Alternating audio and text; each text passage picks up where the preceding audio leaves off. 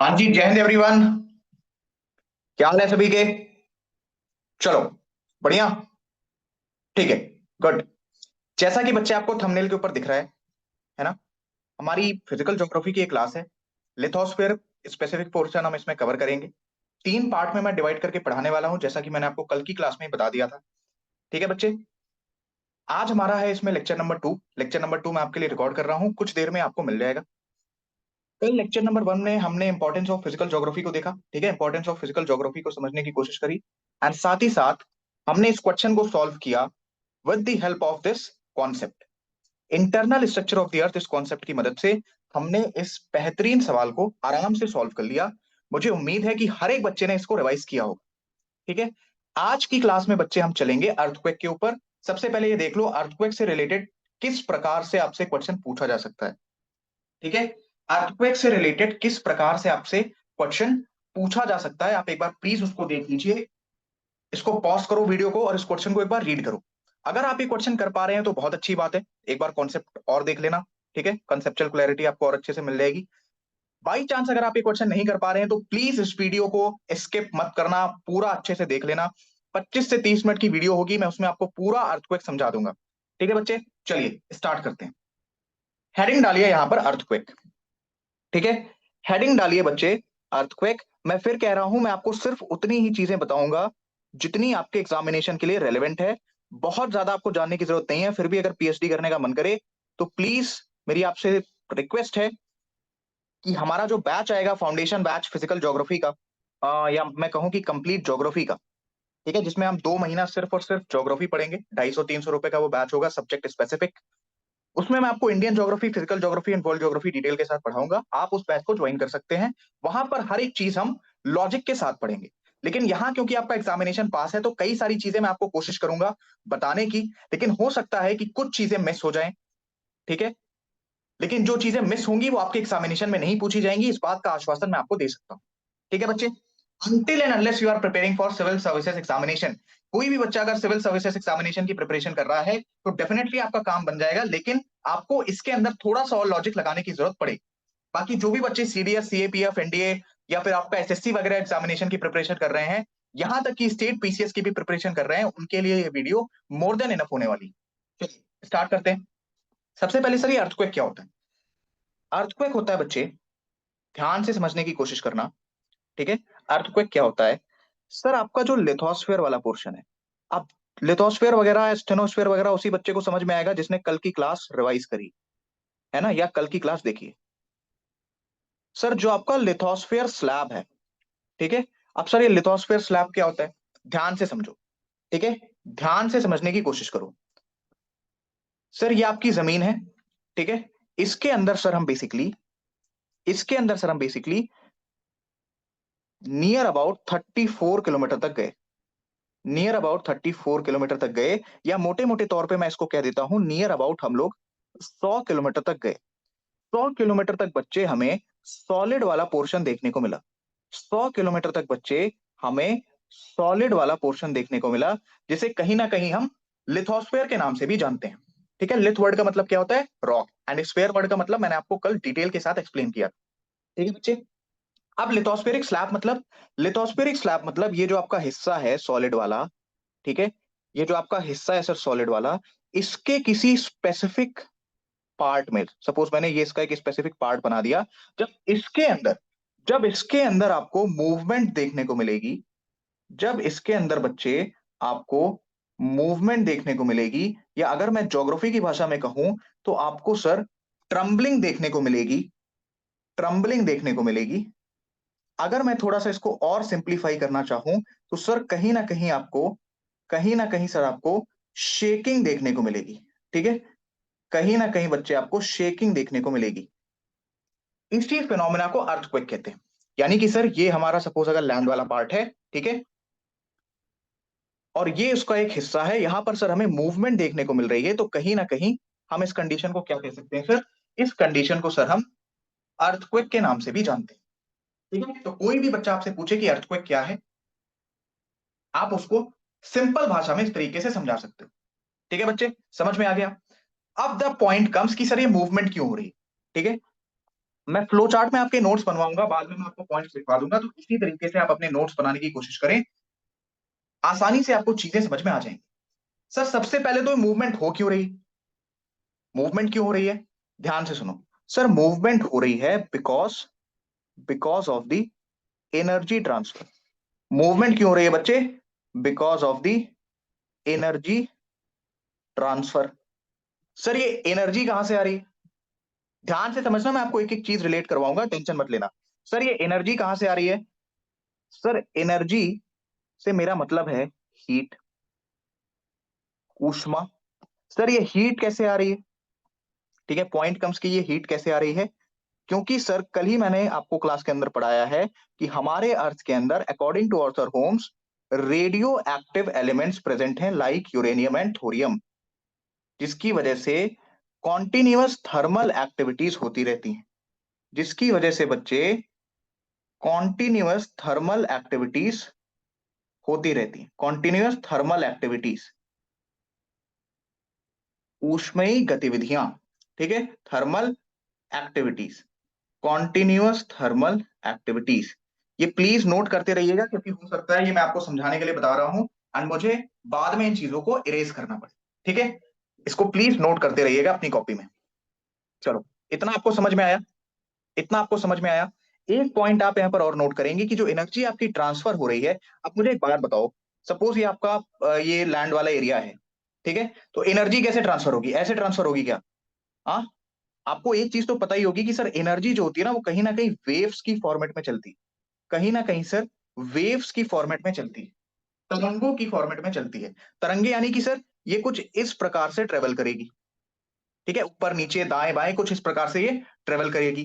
तो सर यहां पर भी जो मैं ये एनर्जी ट्रांसफर की बात कर रहा हूं, ये कहीं ना कहीं वेव्स की वजह से होता है सर, कहीं ना कहीं बच्चे ये वेव्स के फॉर्मेट में होता है, एक्चुअली वेव्स की वजह से नहीं, वेव्स के फॉर्मेट में होता है, ठीक है। यानी एनर्जी जो जनरेट हो रही है, जो ट्रांसफर होगी, एनर्जी जो जाएगी सर, ये किस फॉर्मेट में जाएगी सर, किस क्या कहते हैं तरह से जाएगी सर, है ना, किस तरीके से जाएगी सर, वेव्स के फॉर्मेट में जाएगी, वेव्स के फॉर्म में जाएगी, ठीक है बच्चे। आई होप आपको इतना समझ में आ गया होगा। अब हम जल्दी से आ जाते हैं sir on the important terminologies. ये मैं आपको पूरा का पूरा डायग्राम बना के समझाऊंगा, इसलिए आप ये सभी की सभी टर्मिनोलॉजीज प्लीज अपने कॉपी के अंदर नोट कर लीजिएगा, ठीक है, सभी की सभी टर्मिनोलॉजीज आप अपने कॉपी के अंदर नोट कर लीजिएगा। जब आप ज्योग्राफी की अगर कोई भी बच्चा यहाँ पे स्पेसिफिक फाउंडेशन बैच ज्वाइन करेगा, तो यही सारी चीजें मैं आपको वहां पर पढ़ाऊंगा, बट आराम आराम से पढ़ाऊंगा और थोड़ा सा डिटेल के साथ पढ़ाने की कोशिश करूंगा, ठीक है बच्चे। लेकिन क्योंकि आपके सीडीएस एनडीए के लिए ये मोर देन इनफ है, इस वजह से मैं बहुत ज्यादा इसके अंदर डीप नहीं घुस रहा हूँ। वैसे भी ये डीपी है, ठीक है, टू बी वेरी ऑनेस्ट, ये डीपी है। मोस्ट प्रोबेबली हो सकता है एक आध ऐसा कॉन्सेप्ट हो जो मैं मिस करूं, जो मुझे लगे कि आपके एग्जामिनेशन के लिए इंपॉर्टेंट नहीं, ठीक है। नहीं तो मेरी पूरी कोशिश है कि वीडियो भले 10-15 मिनट ज्यादा हो जाए, लेकिन एक एक कॉन्सेप्ट मैं आपको डिटेल के साथ समझा दूं। चलो, बेसिक टर्मिनोलॉजीज में सबसे पहला आप यहां पर पॉइंट डालेंगे, दैट इज, पहले तो रुको मैं एक डायग्राम बना लेता हूं। दिस इज माई डायग्राम, ठीक है, this is my diagram. Sir ये आपका ऊपर वाला पार्ट, ये आपकी धरती हो गई सर, ठीक है, आपका लैंड वाला पार्ट हो गया, और नीचे मैं बात कर रहा हूं लगभग आ, आप मान के चलो कि धरती के मैं 34 से लेके 100 किलोमीटर तक अंदर जा चुका हूं, 34 से लेके मैं 100 किलोमीटर तक अंदर जा चुका हूँ। अच्छा, कुछ बच्चों के दिमाग में ये भी आता है कि सर ये अर्थक्वेक तो प्लेट मूवमेंट वगैरह की वजह से आ रहा है, तो देखो प्लेट टेक्टोनिक थ्योरी या कॉन्टिनेंटल ड्रिफ्ट थ्योरी जब मैं आपको पढ़ाऊंगा, उसके अंदर मैं आपको चीजें डिटेल के साथ पढ़ाऊंगा। बिल्कुल आपका पॉइंट सही है कि सर प्लेट टेक्टोनिक का भी इसमें रोल होता है, लेकिन यहां पर उस चीज को हम फिलहाल के लिए रिलेट करने की कोशिश नहीं करेंगे, उस चीज को सर हम अपने आने वाले रिकॉर्डेड लेक्चर्स के अंदर देखें, ठीक है। चलो, सबसे पहले suppose this is the point जहां से आपका अर्थक्वेक स्टार्ट हो रहा है। तो सर जिस पॉइंट से आपका अर्थक्वेक स्टार्ट हो रहा है, जिस पॉइंट से आपका अर्थक्वेक स्टार्ट हो रहा है उसे हम क्या कहेंगे, फोकस। मैं यहाँ पे शॉर्ट फॉर्मेट में लिख रहा हूँ, जो भी चीजें मैं बोल रहा हूँ अगर आपको इंपॉर्टेंट लग रही है प्लीज उसको लिख लीजिए, वैसे लिख लेना बिकॉज इंपॉर्टेंट, ठीक है। जिस पॉइंट से आपका अर्थक्वेक स्टार्ट हो रहा है सर, उसे हम कहते हैं फोकस। अब डेफिनेटली मैंने आपको बताया कि सर अगर यहां से सपोज एनर्जी रिलीज हो रही है, यहाँ पे सर आपकी थर्मल एक्टिविटीज हो रही है, सर यहां से अगर आपकी ऊष्मा रिलीज हो रही है, तो बच्चे वेव्स की फॉर्मेट में वो ट्रेवल करेगी, वेव्स की फॉर्मेट, जब वेव्स की फॉर्मेट में जाएगी तो ऐसा तो है नहीं कि मान लो वेव्स खाली ऐसे ही चलेंगी भाई, वो ऐसे भी जाएगी, वैसे भी जाएगी, ऐसे भी जाएगी, है ना, राइट। तो जो वेव्स आपकी, ठीक है, जो वेव्स बच्चे आपकी सबसे पहले, क्या, चलो अभी वेव के कॉन्सेप्ट पे हम नहीं आते हैं, सबसे पहले हम बेसिक टर्मिनोलॉजीज को एक बार क्लियर कर लेते हैं, ठीक है। ये जो आपकी वेव है, ठीक है, ये बच्चे जो आपकी वेव है, ये व्हाइट वाली, ये सबसे पहले अर्थ के इस पॉइंट पर आई, अर्थ के इस पॉइंट पर आके ये जनरेट हुई। तो इस पॉइंट को सर हम क्या कहते हैं, एपी सेंटर कहते हैं बच्चे। इस पॉइंट को हम क्या कहते हैं, एपी सेंटर। अगर आपसे कोई पूछे कि व्हाट इज एपी सेंटर, याद रखना, AP centre is a point which experiences the waves first, ठीक है। यानी first one two experience the wave, वो वाला पॉइंट कौन सा होता है सर, आपका एपी सेंटर होता है, ठीक है बच्चे।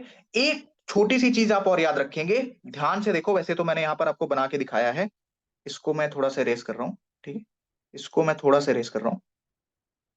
हाँ, एपी सेंटर बच्चे आपको सरफेस पे मिलेगा। कल को आपसे कहे epicentre is found in lithosphere, गया। Epicentre is found in asthenosphere, पूरा ही गया।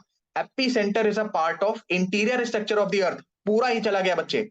Epicentre is the part of surface which use to experience the waves first, ठीक है। अच्छा, इन वेव्स का नाम क्या होता है बच्चे, इन वेव्स का नाम क्या होता है, इन वेव्स को कहा जाता है सिस्मिक वेव्स। इन वेव्स को बच्चे कहा जाता है सिस्मिक वेव्स, ठीक है। इन वेव्स को क्या कहा जाता है बच्चे, सिस्मिक वेव्स। समझ में आ गया। तो एपीसेंटर कौन सा पॉइंट है, फर्स्ट वन टू एक्सपीरियंस दी सिस्मिक वेव्स। स्टार्टिंग पॉइंट क्या है, फोकस, या फिर इसी को कभी कभी यूपीएससी बदल के दे देता है, नाम इसका बदल देता है। तो इसी को बच्चे आप क्या कह सकते हैं, हाइपोसेंटर, ठीक है। इसी को बच्चे आप और क्या कह सकते हैं, हाइपोसेंटर। समझ में आया। ठीक है, तो अर्थक्वेक आपका स्टार्ट कहां से हो रहा है सर, फोकस से या फिर हाइपोसेंटर से। जिस पॉइंट से स्टार्ट हो रहा है उसे हम क्या कहेंगे, फोकस या फिर हाइपोसेंटर। जहां पर वो सरफेस पे सबसे पहले जो पॉइंट उसको एक्सपीरियंस कर रहा है उसे हम कहेंगे sir epicentre. Epicentre is the first one two experience the seismic waves. Energy आपकी जो ट्रांसफर हो रही है, जो आपकी हीट ट्रांसफर हो रही है due to radioactive elements, due to continuous thermal activities, वो बेसिकली आपकी जो है ट्रांसफर हो रही है वेव्स की फॉर्मेट में, जिन्हें हमने कहा है सर सिस्मिक वेव्स। जिन्हें बच्चे हमने क्या कहा है, सिस्मिक वेव्स। समझ में आ गया। बताइए, क्या हर एक बच्चे को समझ में आ गया। देखो, कभी कभी क्वेश्चन थोड़ा सा घुमा के बोल देता है कि सर फोकस से जो एनर्जी जा रही है उसे हम क्या कहते हैं। Anyone in the comment section, focus से सर जो एनर्जी जा रही है उसे हम क्या कहते हैं। तो ध्यान से आप एक पॉइंट को नोट करेंगे, फोकस से जो एनर्जी जा रही है, एनर्जी किस फॉर्मेट में आपकी ट्रेवल हो रही है सर, वेव्स की फॉर्मेट में ट्रेवल हो रही है। तो सर अल्टीमेटली आपसे क्या पूछ रहा है कि फोकस से जो एनर्जी जा रही है, जो वेव्स की फॉर्मेट में ट्रेवल कर रही है, उसे हम क्या कहते हैं। तो याद रखना, द आंसर है सिस्मिक वेव्स। यानी कि फोकस से जो आपकी एनर्जी निकल रही है, वो किस फॉर्मेट में ट्रेवल कर रही है सर, वेव्स की फॉर्मेट में। एंड उस वेव्स को हम किस नाम से जानते हैं सर, सिस्मिक वेव्स के नाम से जानते हैं, ठीक है, सिंपल। याद रखना, फोकस, फोकस जो होता है आपका, ये परपेंडिकुलर होता है एपी सेंटर के। अब जिस बच्चे को परपेंडिकुलर का मतलब नहीं पता, आप सिंपल समझो बच्चे 90 डिग्री पे। अगर किसी बच्चे की मैथ्स में एकदम ही हालत खराब है कि सर हमें 90 डिग्री भी नहीं समझ में आ रहा, तो आप इतना समझो कि सर सिधाई में, अगर सपोज ये आपका फोकस है, तो इसके जस्ट ऊपर बच्चे आपको कुछ दूरी पर एपी सेंटर मिलेगा, ठीक है। सिंपल सा ये पॉइंट है, सिंपल सा इसका मतलब है। आई होप हर एक बच्चे को बेसिक टर्मिनोलॉजीज क्लियर हो गई होंगी रिलेटेड टू दी अर्थक्वेक। हर एक बच्चे को बेसिक टर्मिनोलॉजीज क्लियर हो गई होंगी रिलेटेड टू दी अर्थक्वेक। याद रखना, ये जो एनर्जी वगैरह आपकी जनरेट हो रही है, ये कहीं ना कहीं सर हीट की वजह से जनरेट हो रही है, ठीक है। थर्मल एक्टिविटीज की वजह से जनरेट हो रही है, जिसे आप कहीं ना कहीं मैग्मा से भी रिलेट कर सकते हो, जिसे आप कहीं ना कहीं बच्चे मैग्मा से भी रिलेट कर रहे हो, ठीक है। मैग्मा से भी आप इसको रिलेट कर सकते हो। अब सर लावा और मैग्मा में डिफरेंस क्या होता है, लावा मैंने आपको कल भी बताया था, जब आपका फ्लूइड मटेरियल सरफेस के ऊपर आ गया तब हम उसको नाम देंगे बच्चे लावा का। लेकिन जब तक आपका वो हॉट फ्लूइड मटेरियल सरफेस के अंदर है, उसे हम नाम देंगे मैग्मा का, ठीक है। इस पॉइंट को प्लीज अपने कॉपी के अंदर नोट कर लें, कई सारे बच्चों को कई बार इसमें कंफ्यूजन हो जाती है, ठीक है। इतना क्लियर है क्या, बताइए, इतना क्लियर है क्या। अगर क्लियर है तो कमेंट सेक्शन में मुझे एक बार थम्स अप चाहिए। ठीक है, अगर क्लियर है बच्चे, अगर आपको ये कंटेंट हेल्पफुल लग रहा है तो मुझे एक बार कमेंट सेक्शन में थम्स अप चाहिए। मैं इस तरीके से इसीलिए पढ़ा रहा हूं ताकि कम समय में आप मैक्सिमम चीजों को कवर कर पाए। नहीं तो मैं 10 15 20 घंटे की क्लास भी ले सकता हूं, कोई दिक्कत नहीं, मैंने ली है बैच में। बैच में वर्ल्ड मैप में पढ़ा रहा था, 8 8 9 9 घंटे की मेरी क्लासेस होती हैं लगातार। ठीक है, शाम को 6 बजे शुरू होती है और रात में 2 3 बजे तक चलती है। बैच वालों से आप कभी पूछना कि सर वर्ल्ड मैप कितनी देर पढ़ाते हैं। ठीक है, तो पढ़ाने का मैं ऐसा पढ़ा सकता हूं, लेकिन द प्रॉब्लम इज दैट कि आप उस लेक्चर को फिर दोबारा कभी कंप्लीट नहीं कर पाओगे। अब इस तरीके से है तो आपके पास 25 30 40 45 मिनट का लेक्चर है, आराम से 1.5x पे डाला, 20 25 मिनट में टॉपिक अच्छे से समझ लिया, रिवाइज भी कर लिया आराम से। और साथ के साथ क्वेश्चन में अप्रोच बैठाना भी समझ गए, क्वेश्चन भी आपको पता चल रहा है कि किस प्रकार से सर क्वेश्चन पूछा, किस प्रकार से आपका क्वेश्चन पूछा जाएगा। ठीक है, राइट, किस प्रकार से बच्चे आपका क्वेश्चन पूछा जाएगा। क्लियर है? चलो, गुड। ये 3 टर्म क्लियर है क्या? एपी सेंटर क्लियर है, फोकस क्लियर है, and focus is perpendicular to the epicentre. Focus से जो एनर्जी निकल रही है वो किस फॉर्मेट में निकल रही है सर? वेव्स की फॉर्मेट में, जिसे हम क्या कहते हैं बच्चे? सिस्मिक वेव्स के नाम से जानते हैं, जिसे बच्चे हम सिस्मिक वेव्स के नाम से जानते हैं। आई बिलीव कि हर एक बच्चे को ये चीजें क्लियर है। I am really sorry for this. चलो, क्लियर हो गया। ठीक है, हर एक बच्चे को क्या इतनी चीजें क्लियर है? हर एक बच्चे को सर क्या इतनी चीजें क्लियर है? अब ध्यान से देखो, यहां पर अगर मैंने मैग्मा लिखा है तो इसका मतलब कि सर हमें बहुत ज्यादा हीट चाहिए। And according to the Arthur Holmes, हर 32 मीटर पे जाने पे हमारा 1 डिग्री सेल्सियस टेम्परेचर बढ़ता है। ठीक है, 1 डिग्री सेल्सियस सर हमारा टेम्परेचर बढ़ता है। अगर लावा को मैं कहीं ना कहीं रॉक से रिलेट करता हूं तो मैग्मा को भी तो सर मैं रॉक से रिलेट कर सकता हूं। इतना टेम्परेचर जिसमें आपका रॉक पिघल जा रहा है ना, चट्टान आपकी पिघल के एकदम फ्लूइड हो जा रही है, गर्म हो जा रही है, तो इतने टेम्परेचर के लिए मुझे धरती में लगभग 100 किलोमीटर अंदर तो जाना ही पड़ेगा। लगभग सर 100 किलोमीटर तो अंदर जाना ही पड़ेगा। सही बात है? यस, लगभग सर मुझे 100 किलोमीटर तो अंदर जाना ही पड़ेगा। True that. चलो, अगर इतना हो गया बच्चे तो ये क्वेश्चन आप आराम से सॉल्व कर सकते हैं। इसके बाद मैं आपको concept of P wave and S wave समझाने की कोशिश करता हूँ। चलो, सबसे पहले इस क्वेश्चन को हम एक बार देख लेते हैं। ठीक है, एसर्शन और रीजन सॉल्व करने का क्या तरीका होता है मैं आज आपको समझाता हूँ। कई बार बच्चों को ऑप्शन नंबर ए और ऑप्शन नंबर बी में कंफ्यूजन होती है। तो देखो, करना क्या, करना आपको यह है कि जैसे ही आप पूरा का पूरा अपना एसर्शन पढ़ लो। ठीक है, करना क्या है बच्चे आपको, जैसे ही आप अपना पूरा का पूरा एसर्शन पढ़ लो, जैसे यहाँ पे स्लैब के पास से खत्म हो रहा है। ठीक है, यहाँ पर सर ये स्लैब के पास खत्म हो रहा है, तो स्लैब के बाद रीजन पढ़ने से पहले आप तुरंत लगा दो बिकॉज, या हिंदी मीडियम क्योंकि। देखो, मैं एक बार आपको पढ़ के बताता हूं। Earthquake is trembling and shaking of lithospheric slab because earthquake occurs due to movement of magma present inside the interior of the earth, probably after 100 kilometre, probably after 100 kilometre. अब देखो, मान लो इसी रीजन की जगह वो क्या करते हैं, probably after 10 kilometre. Probably after 10 kilometre, तो सर आपका रीजन ही गलत हो जाएगा। तो सर आपका रीजन ही गलत हो जाएगा। एंड कई बार ऐसा होता है कि यूपीएससी क्या करती है, शुरू में तो सब कुछ सही देती है, लास्ट में 100 किलोमीटर की जगह 90 कर देगी। चलो, 90 कर दिया, समझ में आ गया, लेकिन अब 90 का आप पता चले 70 कर दो, 90 का पता चले आप 70 कर दो, तो कहीं ना कहीं चीजें गड़बड़ हो जाएंगी। ठीक है, एस्टिमेटेड वैल्यू आप पकड़ के चलना कि सर अराउंड 100 ये होता है। अब 100 की जगह पता चले 99 कर दे, तुम कह दो सर आपने तो 100 पढ़ाया था। नहीं, ठीक है, एस्टिमेटेड मैंने आपको बताया कि लगभग हमें 100 किलोमीटर अंदर जाना पड़ेगा, उसके आसपास की वैल्यू आप कंसिडर कर सकते हो।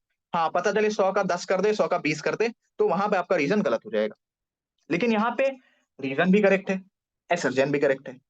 अब एसर्शन और रीजन दोनों करेक्ट है, अब हमें कंफ्यूजन हो गई सर ऑप्शन नंबर ए और ऑप्शन नंबर बी। तो ध्यान से देखो, क्या ये रीजन आपको एक्सप्लेन कर पा रहा है कि ऐसा क्यों होता है, अर्थक्वेक जो है ये क्यों आता है? ठीक है, इसका क्या रीजन है, क्या ये रीजन आपको एक्सप्लेन कर पा रहा है? बताइए। अगर ऐसे नहीं समझ में आ रहा तो उसको सिंपल समझो, earthquake is a trembling and shaking of lithospheric slab. उसके बाद रीजन के पहले आप लगा दो बिकॉज। बिकॉज क्योंकि earthquake occurs due to movement of magma. जब आपके मैग्मा की मूवमेंट होगी तो डेफिनेटली ये जो ऊपर वाला पोर्शन है ये कहीं ना कहीं शेक करेगा। अगर ऐसे नहीं समझ में आ रहा तो उसको इस तरीके से समझो, सपोज ये पानी है, पानी के ऊपर जब आपका जहाज चलती है, पानी के ऊपर जब आपकी जहाज चलती है सर, तो कहीं ना कहीं जब इस पानी में हलचल आती है तो जहाज भी तो इस तरीके से ऊपर नीचे होती है, जहाज पे भी तो कुछ ना कुछ इफेक्ट पड़ता है। तो सिंपल सी वही बात है, जब आपके अंदर मैग्मा में मूवमेंट होगी तो ये जो सॉलिड वाला लिथोस्फेयर वाला पोर्शन है इसमें भी कुछ तो आपको शेकिंग देखने को मिलेगी। तो earthquake occurs due to movement of magma, यानी जो जो ट्रम्बलिंग और शेकिंग, ये जो मूवमेंट आपको देखने को मिल रही है, it is due to magma में हलचल की वजह से। ठीक है, it is due to magma में हलचल की वजह से, राइट। प्रेजेंट इनसाइड, कहां प्रेजेंट है ये? इंटीरियर ऑफ द अर्थ, बिल्कुल सही बात है, मैग्मा अर्थ के अंदर ही होता है। ठीक है, जब अर्थ के अंदर वो फ्लूइड मटेरियल होता है गर्म वाला, तब हम उसको मैग्मा कहते हैं। प्रोबेबली आफ्टर 100 किलोमीटर, हाँ सर, लगभग 100 किलोमीटर के आसपास। तो सर असर्शन भी सही है, रीजन भी सही है, एंड असर्शन कहीं ना कहीं जो आपका रीजन है वो असर्शन को एक्सप्लेन कर पा रहा है। जो सर आपका रीजन है वो असर्शन को एक्सप्लेन कर पा रहा है। तो यहां पर बच्चे आपका ऑप्शन नंबर 1 करेक्ट हो जाएगा। यहां पर बच्चे आपका ऑप्शन नंबर 1 करेक्ट हो जाएगा। इन केस आप समझो कि आपको ये कॉन्सेप्ट ना पता हो, इन केस बच्चे आपको ये कॉन्सेप्ट ना पता हो, तो ये बहुत ही नॉर्मल सा क्वेश्चन आपके लिए सरदर्द बन जाएगा।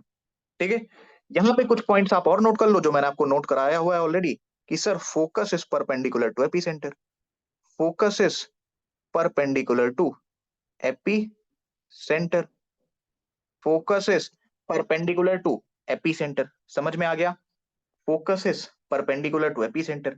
बाकी फोकस से एपी सेंटर से क्वेश्चन पूछ सकता है, एंड ये जो फोकस से आपके एनर्जी रिलीज होती है, ये किस फॉर्मेट में ट्रेवल करती है, किस फॉर्म में ट्रेवल करती है? सर वेव्स की फॉर्म में ट्रेवल करती है। उन वेव्स को बच्चे हम क्या कहते हैं? उन वेव्स को बच्चे हम क्या कहते हैं? सिस्मिक वेव्स कहते हैं बच्चे। ठीक है, उन वेव्स को बच्चे हम क्या कहते हैं? सिस्मिक वेव्स कहते हैं बच्चे। समझ में आ गया? समझ में आ गया बच्चे? ठीक है, उन वेव्स को बच्चे हम क्या कहते हैं? सिस्मिक वेव्स के नाम से जानते हैं। क्लियर है क्या इतना? अगर इतना क्लियर है बच्चे, तो अब हम कॉन्सेप्ट ऑफ सिस्मिक वेव्स को भी देख लेते हैं। Concept of P wave, S wave भी आपको बड़ा परेशान करती है, कोई डरने की दिक्कत नहीं है, मैं आपको आराम से ये सारी चीजें एक्सप्लेन करने की कोशिश करता हूँ। ठीक है, आराम से मैं आपको ये सारी चीजें एक्सप्लेन करने की कोशिश करता हूँ। बस 15-20 मिनट की ये क्लास और होगी, उसके बाद आपकी ये क्लास खत्म, एंड 2 क्वेश्चन आपका और तैयार हो जाएगा, और 2 कॉन्सेप्ट बच्चे आपका और तैयार हो जाएगा। ठीक है, 2 कॉन्सेप्ट बच्चे आपका और तैयार हो जाएगा। चलिए, यहां पर आप हेडिंग डालेंगे सिस्मिक वेव्स, यहां पे बच्चे आप हेडिंग डालेंगे सिस्मिक वेव्स। मैं फिर कह रहा हूं, सिर्फ और सिर्फ मैं आपको काम काम के पॉइंट्स लिखवाऊंगा। ठीक है, जब आप कभी फाउंडेशन बैच में आएंगे, तो फाउंडेशन बैच में मैं आपको ये भी बताऊंगा कि जो इंटरनल स्ट्रक्चर ऑफ द अर्थ हमने पढ़ा है, ठीक है, उसका प्रूफ क्या है। हम कैसे मान लें कि सर आउटर कोर आपका लिक्विड स्टेट में ही होता है, हम कैसे मान लें सर कि आपका जो मीजोस्फीयर है, जो लोअर मेंटल है सर, वो सॉलिड स्टेट में ही होता है, हम कैसे मान लें सर कि एस्टेनोस्फीयर सेमी सॉलिड में होता है। ये हर एक बात का प्रूफ है, और ये प्रूफ मैं आपको यहां पर नहीं करा सकता, बिकॉज बिकॉज बिकॉज उसके लिए मुझे 1.5 से 2 घंटे का टाइम चाहिए। ठीक है, और वो टाइम ना मैं आपका लेना चाहता हूं, ना मैं अपना देना चाहता हूं। ठीक है, बिकॉज आप सिर्फ उतना पढ़िए जितना आपके एग्जामिनेशन के लिए बेनिफिशियल है। वो थोड़ा सा कॉम्प्लिकेटेड कॉन्सेप्ट आपके लिए हो जाएगा, बिकॉज आप सभी फिजिकल ज्योग्राफी शायद पहली बार पढ़ रहे हो। ठीक है, थोड़ा सा आपके लिए कॉम्प्लिकेटेड हो जाएगा, एंड उस पोर्शन से क्वेश्चन नहीं आता है, उस पोर्शन से क्वेश्चन नहीं आता है, ना के बराबर आता है।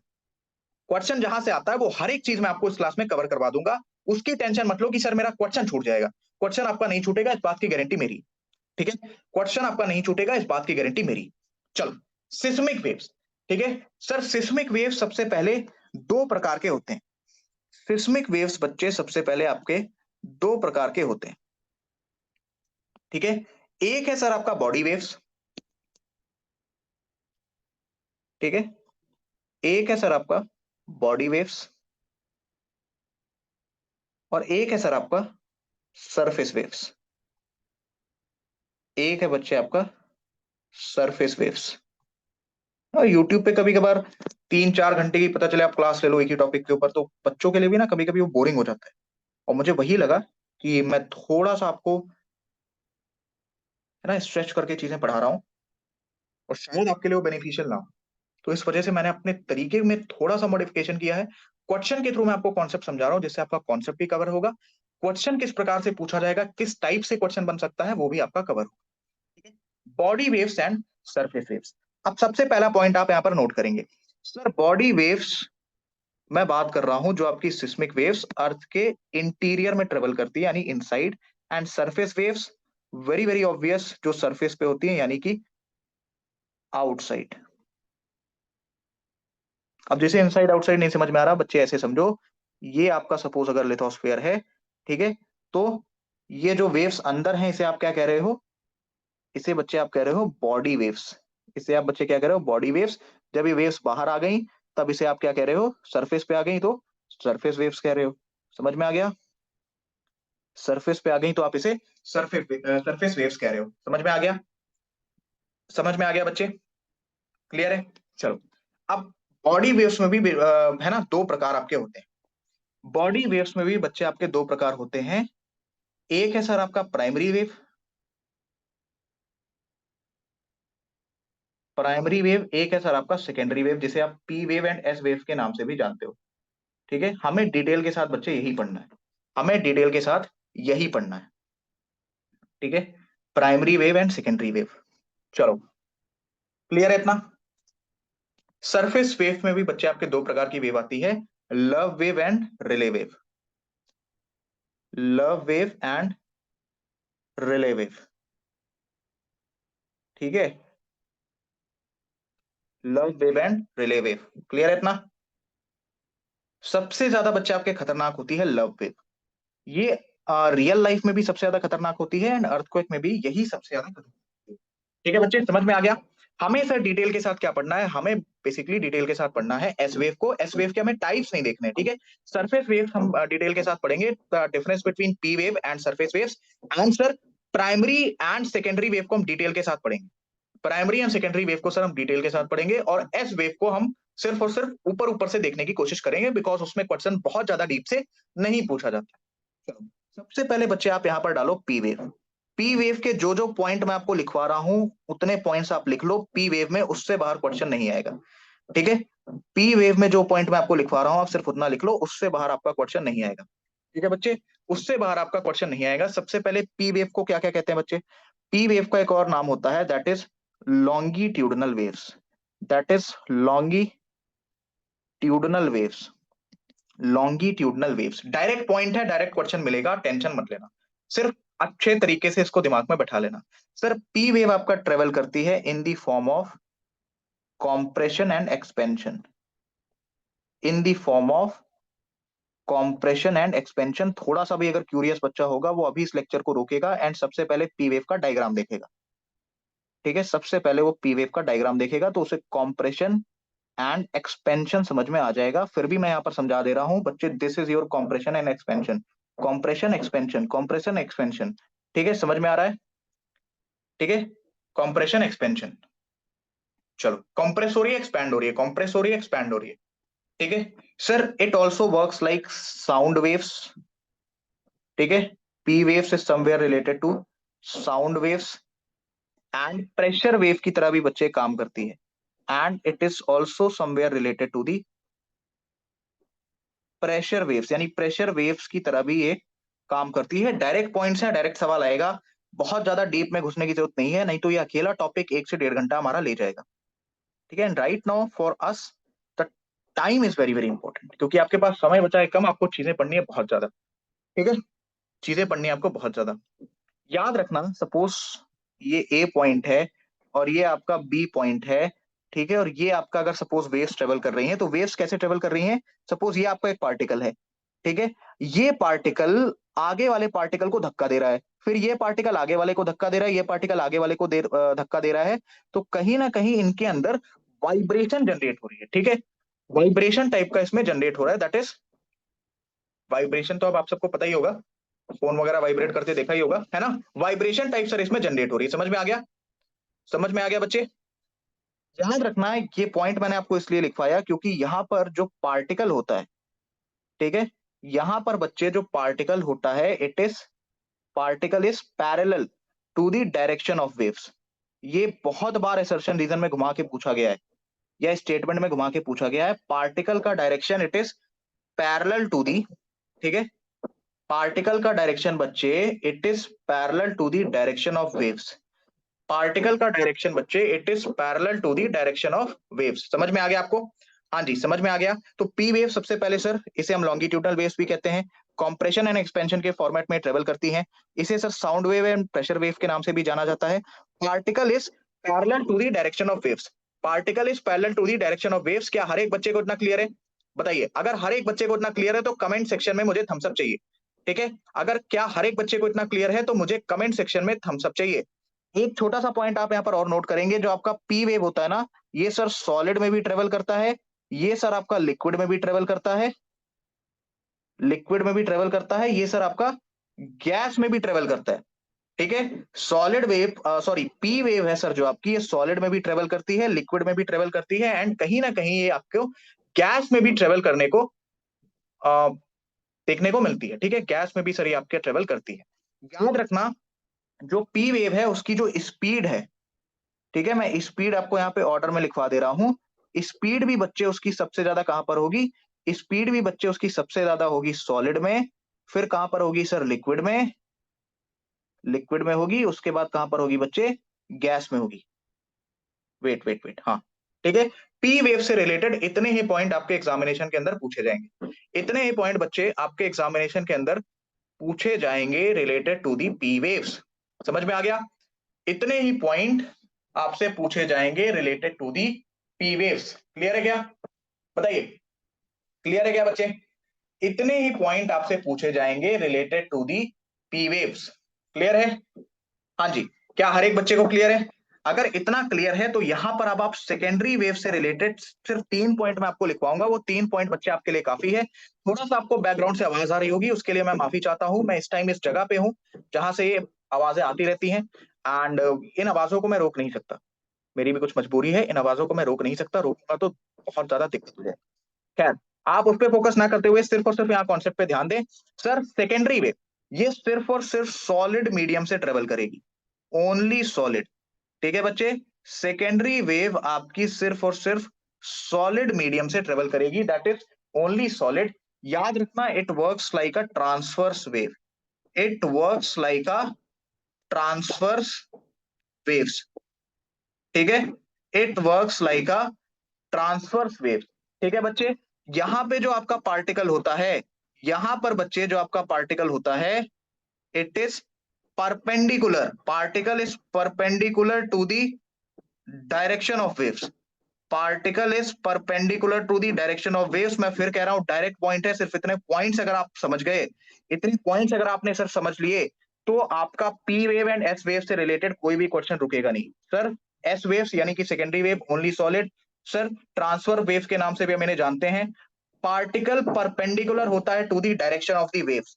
ठीक है, particle travels perpendicular to the direction of waves. क्या हर एक बच्चे को इतना क्लियर है? बताइए, क्या हर एक बच्चे को इतना क्लियर है सर?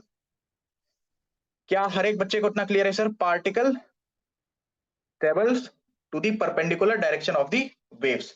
अब याद रखना, सबसे पहले सरफेस पे कौन सी पहुंचेगी? सबसे पहले सर आपकी सरफेस पे पहुंचेगी पी वेव। ठीक है, सबसे पहले सर आपके सरफेस पर पहुंचेगी, मैं यहां पर लिख दे रहा हूं पी वेव। ठीक है, सरफेस पर सबसे पहले पहुंचेगी, ये प्लीज आप अपने कॉपी के अंदर नोट डाउन कर लेना। Secondary wave, as it is very very clear from the name, secondary wave sir आपकी जो है वो वो बच्चे आपका पी वेव के बाद पहुंचेगा, इसीलिए उसका नाम है सेकेंडरी वेव्स। ठीक है, इसीलिए बच्चे उसका नाम है सेकेंडरी वेव्स। समझ में आ गया? समझ में आ गया क्या? याद रखना, जब आपकी सिस्मिक वेव्स सरफेस पर टकराती हैं, ठीक है, सपोज ये आपका लिथोस्फेयर है, ये आपकी सिस्मिक वेव्स हैं, जब ये सरफेस पर टकराती हैं तो एक new set of waves generate करती हैं, एक new set of waves generate करती हैं। ठीक है, न्यू, छोटे छोटे पॉइंट्स हैं बट इंपॉर्टेंट है। New set of waves is generated, new set of waves is generated, जिसकी वजह से अगर सपोज इस एरिया में अर्थक्वेक आया है, ट्रम्बलिंग हुई है, तो इसका इफेक्ट आपको यहां और यहां दोनों जगह पर देखने को मिलेगा। क्लियर है? क्या इतना हर एक बच्चे को क्लियर है? इन पॉइंट्स को प्लीज नोट कर लीजिएगा। लव वेव सर आपकी सबसे ज्यादा डिस्ट्रक्टिव होती है। लव वेव बच्चे आपकी सबसे ज्यादा डिस्ट्रक्टिव होती है इन दी रियल लाइफ एज वेल, इन दी अर्थक्वेक एज वेल। ठीक है, क्लियर है क्या इतना? बताओ, क्या हर एक बच्चे को इतना क्लियर है? क्या हर एक बच्चे को इतना क्लियर है बच्चे? क्लियर है? चलो, क्लियर है, गुड। अब एक छोटा सा पॉइंट आप यहां पर और नोट करेंगे। देखो, मैंने आपको क्या बताया कि सर एस वेव जो आपकी सेकेंडरी वेव होती है वो हर एक मीडियम से पास नहीं करती, और कहीं ना कहीं आपका जो सॉलिड है, लिक्विड है और गैस है, उसकी डेंसिटी भी डिफरेंट डिफरेंट जगह पे बदलेगी। सपोज मिनरल चेंज हो गया अर्थ के अंदर, ठीक है, अब सॉलिड, लिक्विड और गैस, ये आपके जो मीडियम है, इनकी density, that is mass upon volume, वो भी कहीं ना कहीं चेंज होगा। अगर आपको इतना नहीं समझ में आ रहा तो आप ये सारे कॉन्सेप्ट हटाओ, कोई जरूरत नहीं समझने की, सिर्फ इतना याद रखना सर एक छोटा सा कॉन्सेप्ट होता है शैडो जोन का, एक छोटा सा कॉन्सेप्ट होता है शैडो जोन का। शैडो जोन बेसिकली वो एरिया होता है जहां पर आपकी सिस्मिक वेव्स नहीं पहुंच पा रही। क्यों नहीं पहुंच पा रही, कैसे होता है सर, इसका क्या प्रूफ है, कैसे है, डायग्राम बना के बता दो। फाउंडेशन बैच में है ना, एक एक चीज डिटेल के साथ पढ़ाऊंगा। एग्जामिनेशन के लिए उतना ज्यादा मुझे वो चीज इंपॉर्टेंट नहीं लग रही, और ना ही वहां से आपको क्वेश्चन देखने को मिलेगा। क्वेश्चन सर आपको इसी स्लाइड के ऊपर से देखने को मिलेगा, P wave and S wave से रिलेटेड। ठीक है बच्चे, P wave and S wave से रिलेटेड। डन है। शैडो जोन याद रखना एस वेव का ज्यादा होता है। अब ये आप कैसे याद रख सकते हो कि यार एस वेव ना सिर्फ और सिर्फ सॉलिड में ही ट्रेवल करती है, पी वेव का शेडो जोन ज्यादा नहीं बनेगा, बिकॉज वो सॉलिड, लिक्विड और गैस तीनों में ट्रेवल करती है। ठीक है, शेडो जोन एस वेव का ज्यादा होता है इन कंपेरेंस टू पी वेव। ठीक है बच्चे, कॉमन शेडो जोन कितना होता है पी वेव और एस वेव का?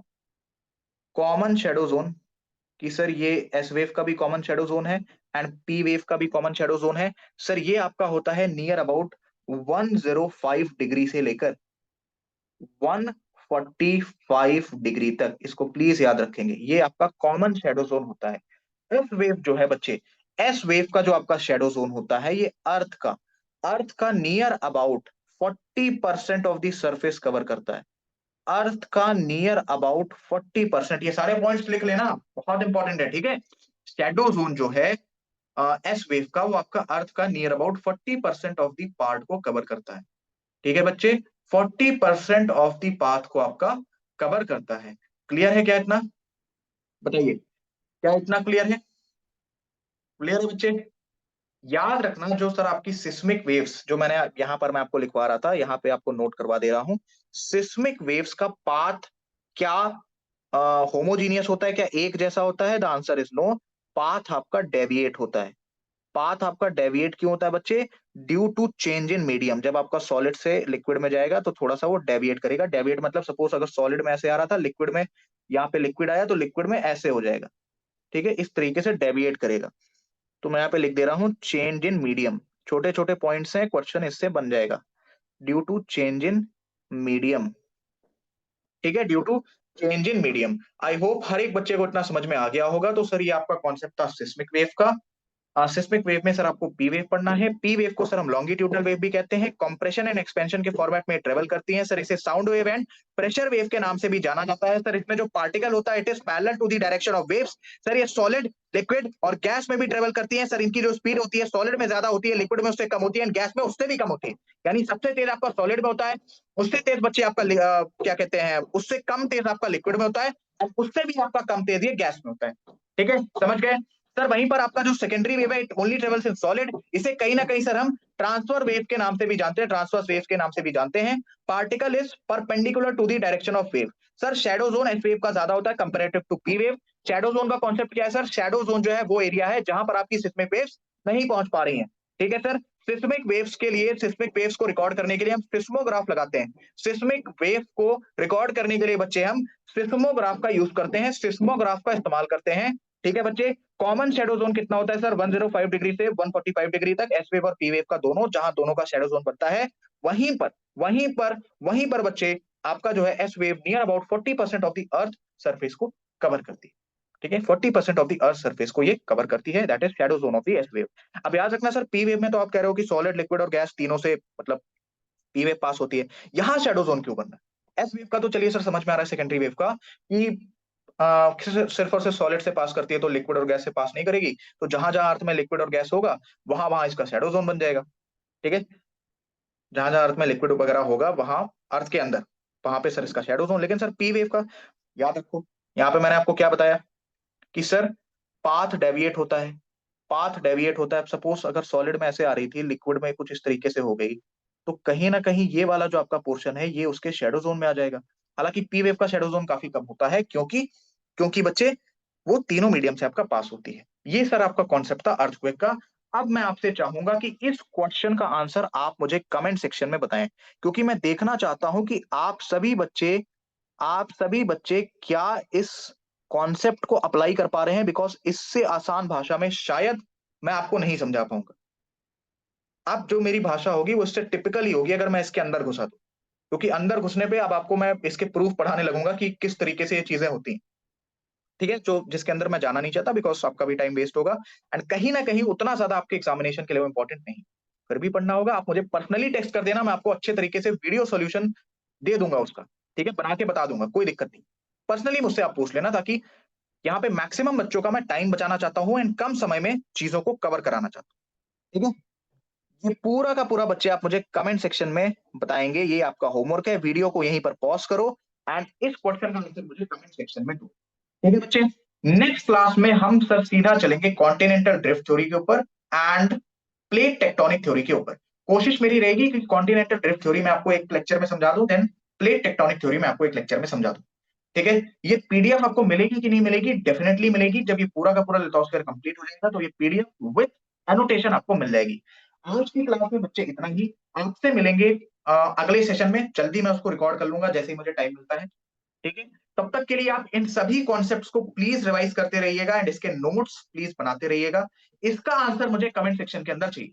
इसका आंसर बच्चे मुझे कमेंट सेक्शन के अंदर चाहिए। इसको प्लीज एक बार रिवाइज कर लेना। ये पी वेव एस वेव के मैंने आपको डायरेक्ट पॉइंट इसी वजह से लिखवा दिया, बिकॉज बिकॉज आपका टाइम बचे। ठीक है, आप डायरेक्ट क्वेश्चन में अप्लाई कर पाओ। इससे बाहर पी वेव एस वेव से क्वेश्चन नहीं आता। ठीक है, ठीक है बच्चे, सिस्मिक वेव से इससे बाहर क्वेश्चन नहीं आता है। एक छोटा सा होमवर्क आपके लिए और है। अर्थक्वेक का आप मैग्नीट्यूड किससे नापते हो? अर्थक्वेक का आप, देखो सिस्मोग्राफ वाला तो मैंने आपको बता दिया कि सिस्मिक वेव्स के लिए आपने सिस्मोग्राफ रखा है, बट अर्थक्वेक का जो मैग्नीट्यूड है वो आप किससे नापते हो? आंसर, अर्थक्वेक की आप इंटेंसिटी किससे नापते हो? अर्थक्वेक की बच्चे आप इंटेंसिटी किससे नापते हो? यहां पर आपको कॉन्सेप्ट देखने को मिलेगा रिक्टर स्केल और ब्राकली स्केल का। तो मैं आपसे इसका आंसर भी कमेंट सेक्शन के अंदर चाहता हूं। ठीक है, कमेंट सेक्शन के अंदर बच्चे मैं इसका आंसर आपसे चाहता हूं। ठीक है, चलो। तो ये आप इस क्वेश्चन का भी आंसर करेंगे, वीडियो पॉज करिए, क्वेश्चन का आंसर करिए। आराम से आप इस टिपिकल से दिख रहे क्वेश्चन को आराम से आंसर कर लो, आराम से। ठीक है, कोई दिक्कत नहीं हो। कॉन्टिनेंटल वर्ड से घबराना नहीं, कॉन्टिनेंटल वर्ड से घबराना नहीं। ठीक है, चलो। सर, मैग्नीट्यूड एंड इंटेंसिटी आप मुझे कमेंट सेक्शन के अंदर बताइए। इस लेक्चर को मैं यहीं पर समाप्त करता हूं। दो क्वेश्चन आज के क्लास में आपके कवर हुए, along with the concept of earthquake and along with the concept of seismic wave. Normally अगर मैं पढ़ाता तो मुझे 2 दिन सिर्फ इसी में लगता। ठीक है, लेकिन मैंने क्विक आपको क्या कहते हैं, पूरा का पूरा टॉपिक समझाने की कोशिश करी है इन अ इफेक्टिव मैनर। ठीक है, आई बिलीव कि आप सबको ये समझ में आया होगा। आपसे मिलेंगे सर कल की क्लास में। ये रिकॉर्डेड सेशन है, आपको कुछ देर के अंदर मिल जाएगा। तब तक के लिए कमेंट्स में प्लीज अपना प्यार देते रहें और हैंडआउट्स प्लीज पढ़ते रहिएगा। गवर्नमेंट स्कीम्स प्लीज पढ़ लीजिएगा। डिफेंस का भी पीडीएफ आपको कुछ देर में मिल जाएगा। ठीक है, शायद आज ही मिल जाए, मैं डलवा दूंगा टेलीग्राम के ऊपर। And G form please practice करते रहना एंड हैंडआउट्स प्लीज पढ़ते रहना। चलो, जय हिंद। सभी बच्चों को जय हिंद।